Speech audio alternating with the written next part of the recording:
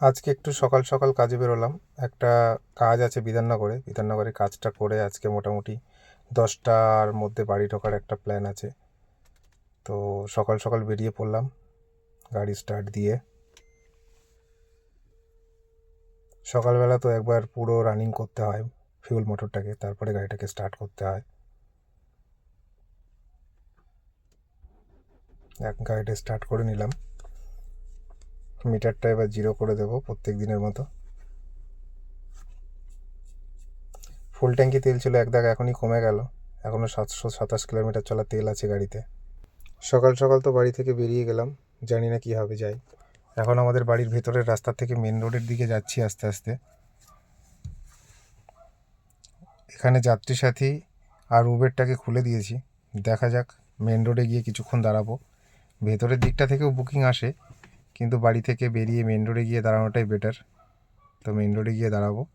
ওখান থেকে আমাদের বৈদিক ভিলেজটা কাছে হয়, ওখান থেকে বুকিংটা চট করে পাওয়া যায় আর কি। তো দেখা যাক কী হয়।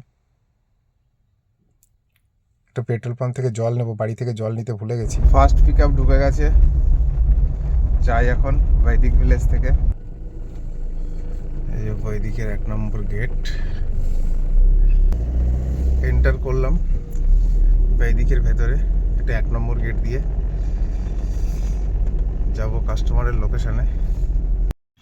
এখন আছি সল্টলেক সেক্টর 1।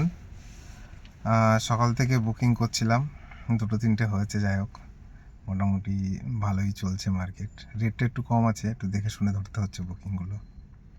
সল্টলেকে কাজ ছেড়ে এখন বাড়ি ফিরছি। আর বাড়িতে এসে প্রথমে গাড়িটাকে একটু পরিষ্কার করে নিলাম, কারণ গাড়িটা আজকে সকালে ধোয়া হয়নি, কালকেও ধোয়া হয়েছিল না। তো গাড়িটাকে একটু ধুয়ে পরিষ্কার করে নিলাম। তারপরে আবার বিকেলে একবার বেরোতে হবে। সন্ধে 7টার দিকে একটা পিক আপ আছে আমার হাওড়া স্টেশন থেকে। তো কাস্টমার আমাকে বলেছে যে আসতে একটু লেট হবে, কারণ ট্রেনটা লেট আছে। তো বিকেলবেলা 4টের সময় আমি আবার বেরোবো। বেরিয়ে যাত্রী সাথী অথবা উবেরে দেখবো, 2-4টে বুকিং মেরে আবার বাড়িতে আসবো। গাড়ির ভেতর বাইরে দুটোই মোটামুটি পরিষ্কার করেছি। আমার এই ব্লগ তোমাদের বন্ধুরা কেমন লাগছে একটু আমাকে জানিও, কমেন্ট করে জানিও। যদি ভালো লাগে থাকে তাহলে কমেন্ট, শেয়ার এবং লাইক করে দিও। ধন্যবাদ সকলকে আমার এই ভিডিওটি দেখার জন্য।